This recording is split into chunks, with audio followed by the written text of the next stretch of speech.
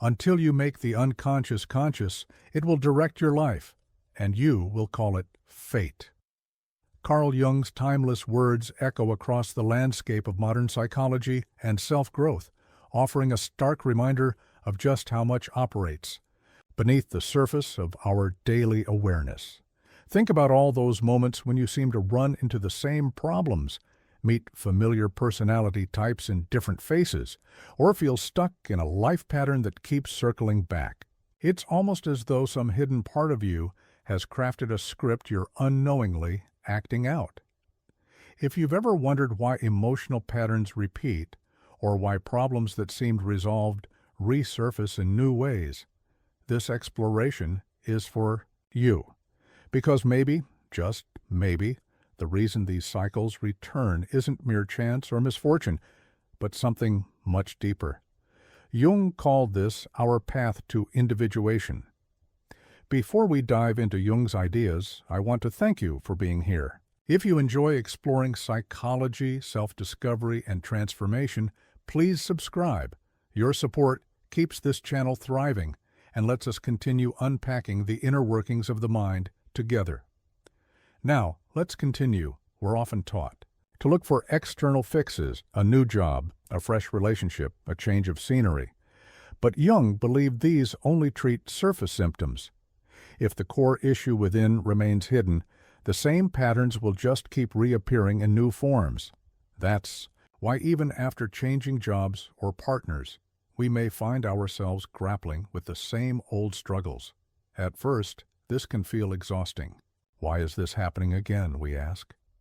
But from Jung's perspective, these repeating patterns aren't just life messing with us. They're invitations. Invitations to explore the neglected parts of ourselves that are asking for recognition and healing. So here's the big question.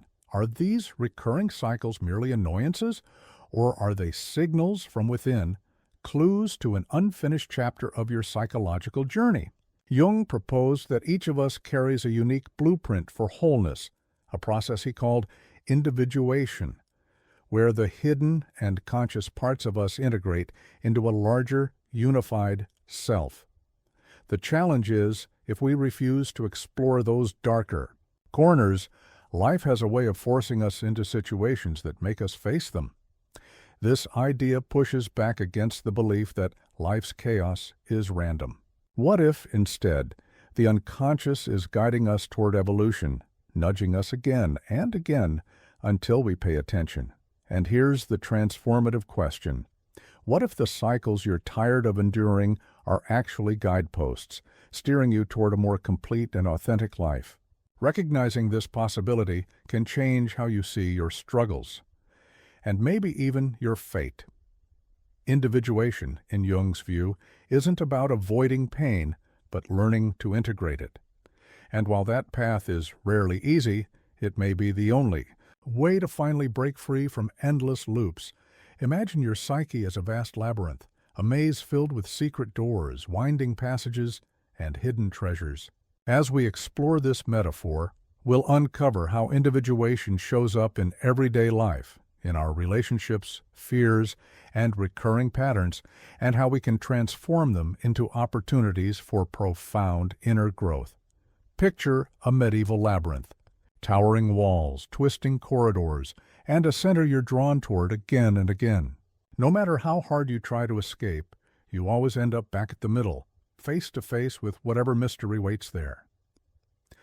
That's how our psyche works when we neglect crucial parts of ourselves. From Jung's lens, individuation is like turning on the lights inside the maze, allowing us to navigate the same ground with new awareness. Take, for example, a woman in her early 30s who keeps entering relationships with controlling partners. At first, each relationship feels different, but over time, the same emotional struggles appear. She starts to wonder, is it just bad luck? But deeper reflection might reveal an overlooked inner voice, perhaps a frightened child longing for guidance, that draws her to dominant partners. When she becomes conscious of this, she can begin nurturing that part herself, breaking the cycle. Or consider a man in his 40s who bounces from job to job, always feeling stifled or underappreciated. Initially, he blames his bosses or the economy, but eventually, he notices a pattern.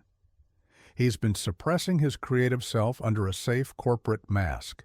His repeated dissatisfaction is his psyche's way of saying, "Let me speak."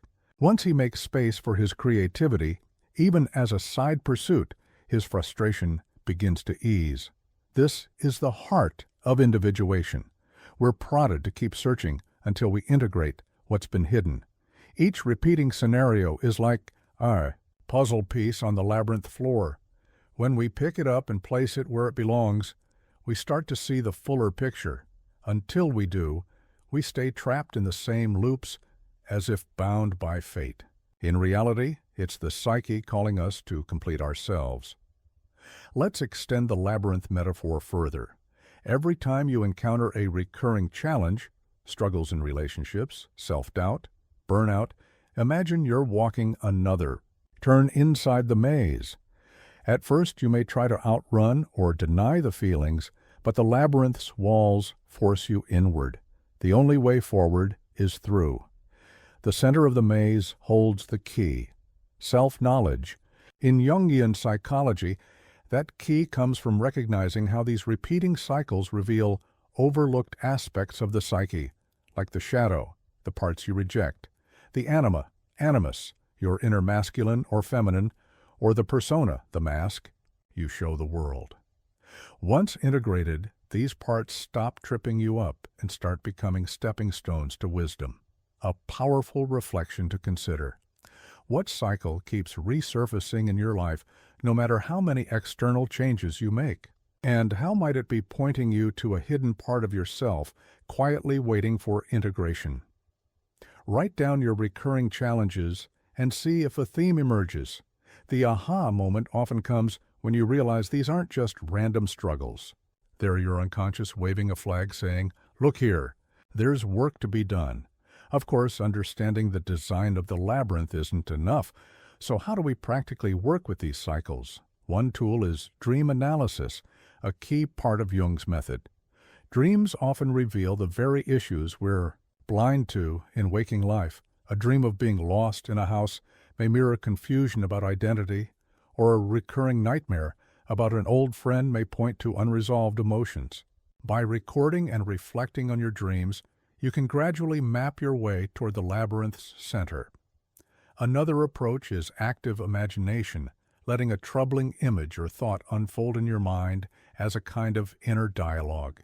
You observe, engage, and listen to the characters or symbols that appear, allowing unconscious parts to speak. This may feel odd at first, but it's a profound way to uncover hidden needs, motivations, or desires, and over time, it reshapes how you respond to old patterns. To bring this into everyday life, picture a crowded street at rush hour. People rush past, each on their own mission. Amid the chaos, you spot a small child unnoticed by everyone. Maybe you feel a tug of concern, but you're busy too, hurrying along. That child represents the neglected part of you, left behind by life's demands or past wounds. The repeated cycles you face are like that child tugging at your sleeve, asking for your attention. You keep moving forward, but the child reappears in another relationship, another job, another crisis. The moment you stop and ask, "What do you need?" is often the moment transformation begins. One young woman realized she kept befriending people who dismissed her feelings. She worked tirelessly to please them, only to end up feeling invisible. Through journaling and dream work, she recognized a lonely inner child who never felt safe asking for love. By acknowledging that part of herself, she stopped chasing validation from those who couldn't offer it, and began building healthier, more supportive connections. This is how the labyrinth operates in real life. We hit the same dead ends until the part of us craving healing is finally seen and embraced. If you're enjoying this conversation and want more insights into how Jung's ideas can shape your journey, feel free to like or share this video. Your support helps expand this community and keeps these deep explorations alive. Thank you for being part of this journey. Now, let's go even deeper into why individuation may be the hidden force behind the cycles we repeat, and how the collective unconscious we all share weaves through our lives. Sometimes, the cycles that plague us reflect archetypal themes within, seeking expression. For example, you might constantly find yourself in the role of caretaker, whether with friends, coworkers, or romantic partners. You're the one they lean on, the one they expect to fix their problems and offer emotional shelter. This can point to an imbalanced expression of the caregiver archetype. By examining this pattern, you may realize you're over-identified with being the caretaker, neglecting your own needs, or stifling your capacity to receive support. As soon as you embrace the truth that you have the right to be cared for too, the pattern may begin to loosen its grip. Alternatively, take someone who keeps quitting projects the moment they get hard, always chasing new beginnings, yet never finishing. This may reflect an unconscious battle between the pioneer who craves novelty and the orphan who fears failure and wants to escape discomfort. Each repeated cycle of quitting becomes a chance to recognize the scared orphan within, the part that believes no one will support them if they press on. By naming and embracing this archetype, they reduce self-sabotage and become more likely to see a project through. This is the deeper meaning of repeating cycles. They are roadmaps to the parts of ourselves we have yet to integrate. Individuation. The process Jung described isn't a single event, like a graduation ceremony. It's a lifelong unfolding. As you move through life stages, new facets of your inner labyrinth come into focus. You may master a pattern that haunted you in your 20s, only to meet a fresh challenge in your 30s. While this can feel discouraging, when viewed through the lens of individuation, it becomes a sign of growth, proof you're venturing into new psychic territory. Consider the example of a retired man who feels restless, aimless, picking up and dropping hobbies without satisfaction. One day, a chance meeting leads him to volunteer at a community center, where he discovers a sense of purpose in mentoring others, something long dormant during his working years. His restlessness wasn't random. It was his psyche guiding him toward a deeper calling. So how can we apply this practically? Start with mindful self-observation. Cultivate the habit of noticing when a cycle reappears. You might say to yourself, here it is again, that feeling of not being heard, or the urge to sabotage something good. What's really happening inside me? By pausing to reflect rather than reacting automatically, you create space for insight to emerge. This might be the perfect moment for a brief journaling session or an internal dialogue with your emotions. Another tool, practice pattern spotting deliberately. Once a week, set aside time to review emotional spikes from the past days. Ask yourself, where did I feel a strong charge? Did something remind me of an unresolved past experience? By documenting these reflections, you'll start to see patterns. With surprising clarity, here's a powerful reflection question. If this repeating situation were a messenger, what would it be trying to tell me about myself? Yes, the answers can be uncomfortable, revealing insecurities, regrets, or longings we'd rather ignore. But this discomfort is the threshold of growth. Each cycle is an invitation to reclaim something valuable, your humanity, creativity, or capacity to love and be loved. This journey is deeply personal yet profoundly universal. We all have our recurring struggles in relationships, work, or within ourselves. Jung's insight was that these struggles can become stepping stones when we understand them as part of a larger unfolding, the labyrinth of the mind, with awe. Its looping patterns isn't punishing us, it's guiding us toward wholeness. That's why, when we frame these cycles in the context of individuation, they stop feeling like random torment and start feeling like a meaningful narrative. Confronting ourselves isn't easy. Owning our projections, tending to old wounds, it takes courage. But the reward is a life lived more authentically, where we align the conscious and unconscious, bringing the whole self into harmony. Imagine your inner child in a crowd, tugging at your sleeve. Ignoring that child doesn't make them go away. It only makes them more desperate. The same is true for the unaddressed parts of your psyche. They will keep tugging, manifesting as repetitive cycles, until you stop and ask, "Who are you, and how can I help?" Once you do, the labyrinth's corridors begin to widen.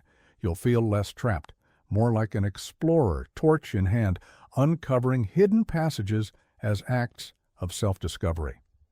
This is the heart of individuation, returning to yourself peace. By peace, integrating what was once cast into shadow. So, to distill the essence, first, repeated cycles are meaningful. They point you toward unexplored layers of yourself.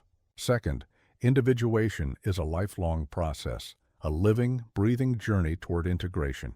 Third, you can apply this awareness through practical tools, journaling, dream work, active imagination, mindful observation, and, finally, transformation. Doesn't mean you'll never face pain or frustration again. It means you'll meet those experiences with greater wisdom and compassion. If you're ready to take action, start small. Pick one recurring pattern and explore it. Keep a dream journal. Reflect weekly. Try speaking to that inner child when they show up uninvited. Approach the process with curiosity, not judgment. You may be surprised by the clarity that arises. When you acknowledge what's been hidden, and if you feel called, share your experiences with others, in the comments, in conversation. Often, it's by hearing each other's stories that we find the courage to face our own labyrinth. If you haven't subscribed yet, now's the perfect time. Let's keep exploring these psychological depths together. The big takeaway: your repeating cycles aren't curses. They may be catalysts. The next time you wonder, why does this keep happening? Pause and remember, the labyrinth you're walking is part of your unfolding story. Your role is to venture inward, integrate what you find, and emerge with a clearer vision of who you are. In a world of quick fixes and surface solutions, this kind of self-work is rare and profoundly transformative. Thank you for journeying with me through this labyrinth of ideas. May you find new meaning in the cycles that repeat, and may your path toward individuation shine a little brighter because of it. You hold the torch to your own labyrinth. The question is, are you ready to let it guide you to the center?